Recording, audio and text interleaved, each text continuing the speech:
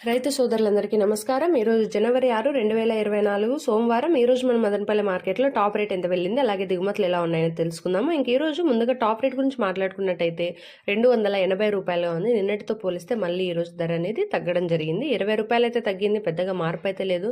మదనపల్లి మార్కెట్లోకి అంటే ఈ వారం చూసుకున్నట్టయితే క్వాలిటీలు అదేవిధంగా దిగుమతులు కూడా ఎక్కువగా వస్తున్నాయి.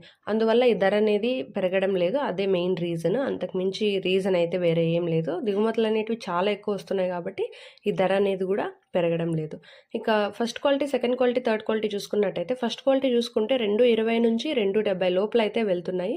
ఇక సెకండ్ క్వాలిటీ చూసుకుంటే 160 నుంచి 220 లోపల.